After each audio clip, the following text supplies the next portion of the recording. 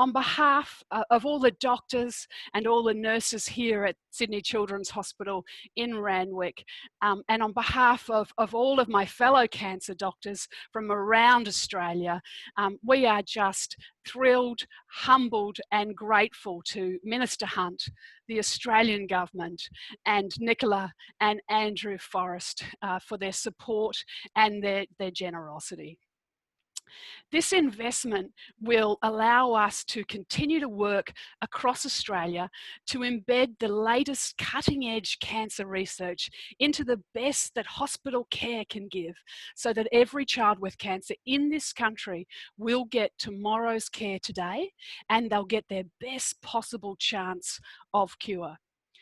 As doctors, we are trained to keep it together, to show strength for families, to support them through the unimaginable.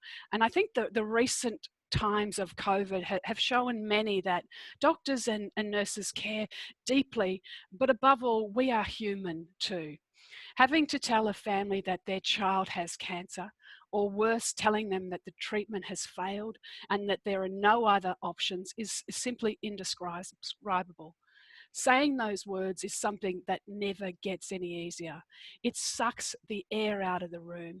It leaves palpable heartache, rendering fathers and mothers weeping and paralysed with fear of the unknown for their child and family. Life is never the same when a child gets diagnosed with cancer. Now, no child should die of cancer, and that is the ultimate aim of the Zero Childhood Cancer Precision Medicine program. Every single year, the lives of over 300,000 children and young people from around the world are lost to cancer. Make no mistake, this is not a statistic. It's a very real issue for all Australians. These kids are someone's son, they're someone's daughter, they're someone's sister, someone's brother, someone's grandchild. They are our future. Saving even one life, it drives us all of us who are working in this space to strive for excellence in what we do day after day. Now, you heard from Kaylee earlier, a brave Sydney teenage girl who has been treated for a very aggressive form of childhood cancer called a neuroblastoma, and that had spread throughout all of her bones, her organs and soft tissues. And Kaylee had no response after months and months of therapy to all the arsenal of standard frontline therapy, chemotherapy, radiotherapy, immunotherapy, and she was destined to die, but for an experimental drug identified through the Zero Childhood Cancer program. And that drug was ordinarily used for lung cancer, not even the type of cancer that Kaylee has. And she showed remarkably a dramatic response in just 17 days. Now, she remains well, she continues on treatment, and although it's too early to know her future for sure, in her words, getting that drug was like a miracle for her.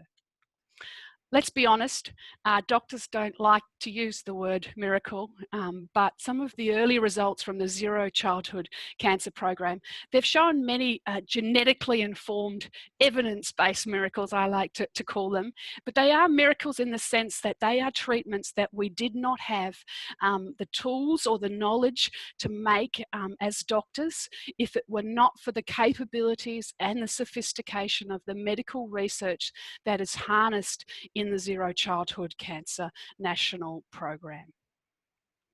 Now's the time for us to band together as medical scientists, as research scientists, as hospital teams, and as a community to deliver even more, to carve out a new future and to deliver more experimental treatments to children and young people that don't respond to traditional care.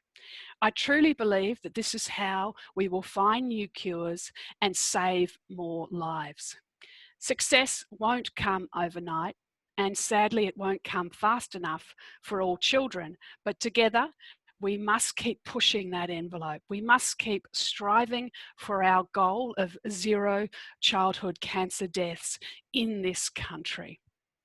On behalf of all of the children and all of the families with cancer, and to the countless clinical, research and funding partners helping to change lives and driving us to deliver more, I thank you. To Minister Hunt, the federal government and to the Minderoo Foundation. Thank you for enabling and accelerating this progress. Lives will be saved and forever changed.